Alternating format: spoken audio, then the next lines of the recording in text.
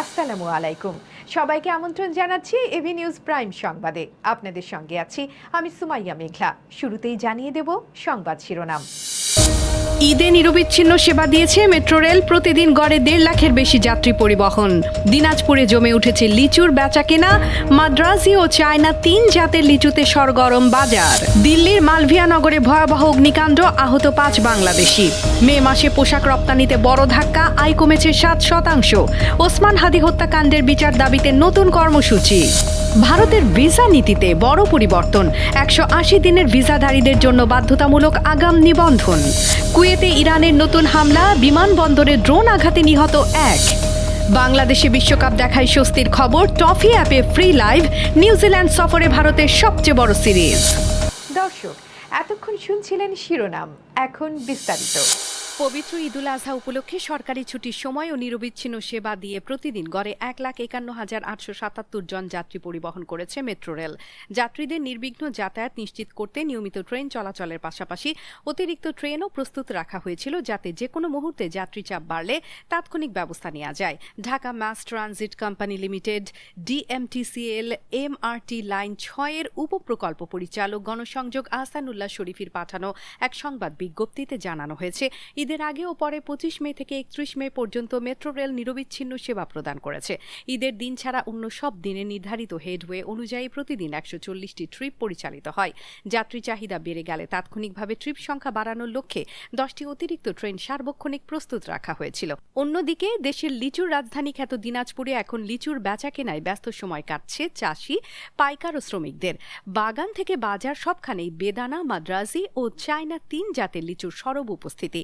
দেশের বিভিন্ন প্রান্ত থেকে পাইকাররা ছুটে আসছেন এই জেলায়। ভালো ফলন ও সন্তোষজনক দামে চাষিরা খুশি হলেও পাইকারদের অভিযোগ, অন্যান্য বছরের তুলনায় এবার দাম কিছুটা কম।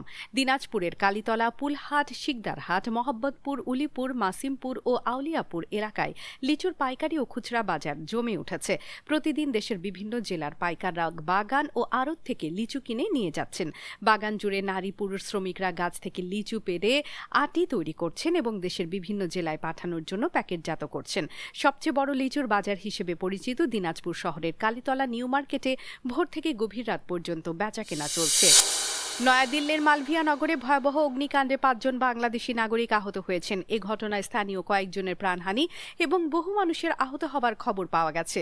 পরিস্থিতি নিয়ন্ত্রণে আনতে দমকল ও উদ্ধার কর্মীরা দীর্ঘ সময় ধরে কাজ করেন। বুধবার বাংলাদেশ হাই কমিশন জানায়, আহত 5 বাংলাদেশের মধ্যে 3 জন দিল্লির সাকেত এলাকার ম্যাক্স হাসপাতালে এবং বাকি 2 জন সফদরজং হাসপাতালে চিকিৎসাধীন রয়েছেন। তাদের শারীরিক অবস্থার উপর নিবিড় নজর রাখা হচ্ছে এবং প্রয়োজনীয় চিকিৎসা নিশ্চিত করতে হাই কমিশন সংশ্লিষ্ট কর্তৃপক্ষের সঙ্গে সার্বক্ষণিক যোগাযোগ রাখছে।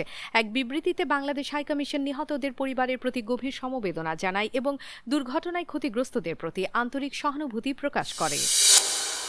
সদ্য সমাপ্ত মে মাসে দেশের প্রধান রপ্তানি খাত তৈরি পোশাকে বড় ধরনের হোঁচট খাওয়ায় সামগ্রিক রপ্তানি আয় উল্লেখযোগ্যভাবে কমেছে। গত বছরের একই সময়ের তুলনায় এ মাসে রপ্তানি কমেছে 7%-এরও বেশি, যা চলতি অর্থবছরের জন্য একটি উদ্বেগজনক সংকেত। রপ্তানি উন্নয়ন ব্যুরো ইপিবি প্রকাশিত সর্বশেষ প্রতিবেদনে দেখা যায়, মে মাসে মোট রপ্তানি আয় দাঁড়িয়েছে $4.40 বিলিয়ন। আগের বছরের একই মাসে এই আয় ছিল $4.74 বিলিয়ন। তৈরি পোশাক খাতেও বড় পতন দেখা গেছে। চলতি বছরের মে মাসে রপ্তানি হয়েছে $3.59 বিলিয়ন, যেখানে গত বছরের একই মাসে আয় হয়েছিল $3.92 বিলিয়ন। অন্যদিকে শহীদ শরীফ ওসমান হাদি হত্যাকাণ্ডের বিচার, খুনিদের দেশে ফিরিয়ে আনা এবং ঘটনার পেছনে থাকা দেশি বিদেশি চক্রান্ত উদ্ঘাটনের দাবিতে নতুন কর্মসূচি ঘোষণা করেছে ইনকিলাব মঞ্চ। সংগঠনটির দাবি, দীর্ঘ সময় পেরিয়ে গেলেও তদন্তে দৃশ্যমান অগ্রগতি না থাকায় তারা আন্দোলন আরও জোরদার করার সিদ্ধান্ত নিয়েছে। সেই ধারাবাহিকতায় মশাল মিছিল ও বিক্ষোভ সহ নতুন কর্মসূচি ঘোষণা করে দ্রুত বিচার নিশ্চিত করার আহ্বান জানিয়েছে সংগঠনটি। বুধবার ঢাকা বিশ্ববিদ্যালয়ের মধুর ক্যান্টিনের সামনে আয়োজিত এক জরুরি সংবাদ সম্মেলনে ইনকিলাব মঞ্চের সদস্য সচিব আব্দুল্লাহ আল জাবের এই কর্মসূচি ঘোষণা করেন।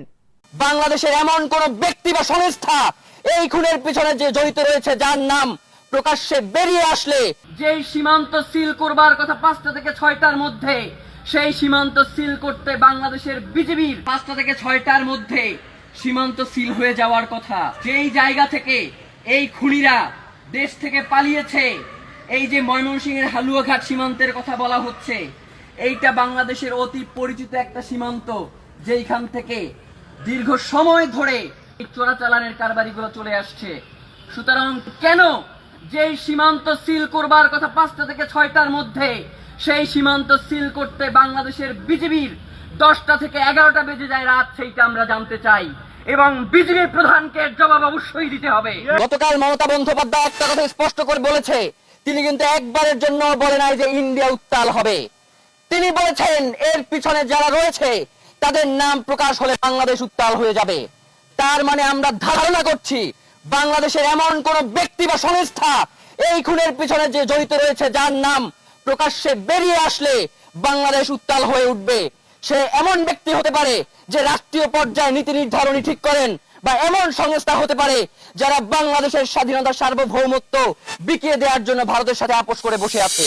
দীর্ঘমেয়াদী ভিসার ক্ষেত্রে বড় ধরনের পরিবর্তন এনেছে ভারত। দেশটির কেন্দ্রীয় স্বরাষ্ট্র মন্ত্রণালয় নতুন প্রজ্ঞাপনে জানিয়েছে 180 দিনের ভিসা নিয়ে ভারতে প্রবেশ করা বিদেশিদের যদি ভিসার মেয়াদ শেষ হবার পরও দেশে অবস্থান করতে হয়, তবে মেয়াদ শেষ হবার আগেই বাধ্যতামূলকভাবে নিবন্ধন বা রেজিস্ট্রেশন সম্পন্ন করতে হবে।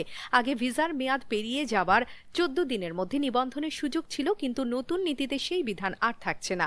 ভারতের সংবাদ মাধ্যম ইন্ডিয়া টুডে জানিয়েছে, 1 জুন জারি করা প্রজ্ঞাপনে ইমিগ্রেশন অ্যান্ড ফরেনার্স রুলস 2025-এর 12 নম্বর বিধি সংশোধন করা হয়েছে। সংশোধিত আইনে বিদেশি নাগরিকদের সন্তানদের জন্য বিশেষ ছাড় রাখা হয়েছে এবং স্থানীয় হাসপাতালগুলোর রিপোর্টিং ব্যবস্থায়ও প্রশাসনিক পরিবর্তন আনা হয়েছে। নতুন নিয়ম অনুযায়ী যেসব বিদেশির মোট ভিসার মেয়াদ 180 দিনের বেশি হলেও একটানা ভারতে থাকার সর্বোচ্চ সীমা 180 দিন, তাদের ক্ষেত্রেও একই বাধ্যবাধকতা প্রযোজ্য হবে। অর্থাৎ তারা যদি কোনো কারণে একটানা বা এক ক্যালেন্ডার বছরে মোট 180 দিনের বেশি ভারতে থাকতে চান, তবে 180 দিনের সময়সীমা শেষ হওয়ার আগেই নিবন্ধন করতে হবে। নয়াদিল্লি সরকারের মতে এই পরিবর্তনের মাধ্যমে ভারতে অবস্থানরত বিদেশিদের উপর প্রশাসনিক নজরদারি আরও জোরদার হবে এবং অভিবাসন তদারকি প্রক্রিয়া আরও কার্যকর হবে।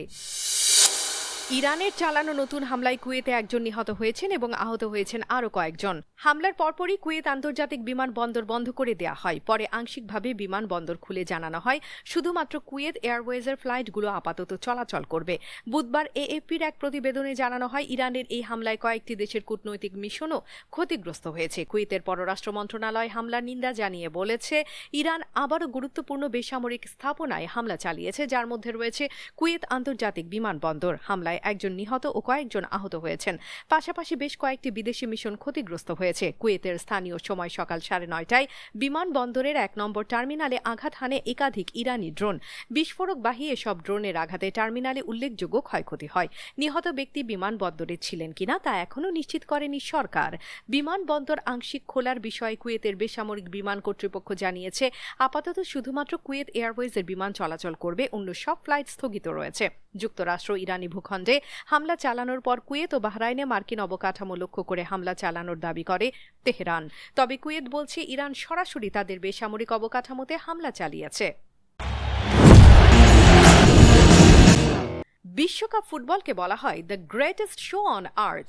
4 বছর অপেক্ষার পর সারা বিশ্বের মতো বাংলাদেশেও কোটি দর্শক টিভি ও ডিজিটাল পর্দায় চোখ রাখেন এই মহাযজ্ঞে। তবে এবারের বিশ্বকাপের ম্যাচ বাংলাদেশ টিভিতে দেখা যাবে কিনা এ নিয়ে অনিশ্চয়তা ছিল। সেই উদ্বেগের মধ্যে এলো বড় স্বস্তির খবর। বাংলাদেশের শীর্ষ ডিজিটাল সেবাদাতা প্রতিষ্ঠান বাংলালিংক জানিয়েছে, তারা 2026 ফিফা বিশ্বকাপের ডিজিটাল সম্প্রচার সত্ত্ব পেয়েছে। অর্থাৎ বাংলালিংকের ওটিটি প্ল্যাটফর্ম টফিতে দেশের দর্শকরা যে কোনো স্থান থেকে সরাসরি দেখতে পারবেন বিশ্বকাপের প্রতিটি ম্যাচ। আজ বুধবার নিজেদের ভেরিফাইড পেজে বাংলালিংক বিষয়টি নিশ্চিত করেছে।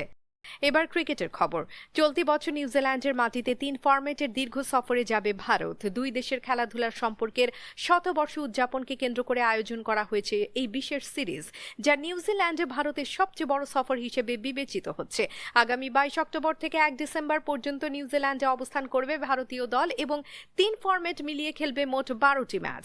সফর শুরু হবে টি20 সিরিজ দিয়ে, যার প্রথম ম্যাচ অনুষ্ঠিত হবে অকল্যান্ডে। এরপর হবে 5 ম্যাচের ওয়ানডে সিরিজ। সবশেষে ওয়েলিংটন ও ক্রাইস্ট চার্চে অনুষ্ঠিত হবে 2টি টেস্ট ম্যাচ। দীর্ঘ সময় জুড়ে বিস্তৃত এই সফরকে ঘিরে দুই দেশের ক্রিকেট প্রেমীদের মধ্যে ইতোমধ্যে উত্তেজনা তৈরি হয়েছে। দর্শক, এতক্ষণ আমাদের সঙ্গে থাকার জন্য ধন্যবাদ। সর্বশেষ সংবাদ পেতে ভিজিট করুন আমাদের ওয়েবসাইট www.abnewsinternational.com এ। সেই সঙ্গে নিয়মিত ভিডিও নিউজ পেতে আমাদের ফেসবুক পেজ ও ইউটিউব চ্যানেলে চোখ রাখুন।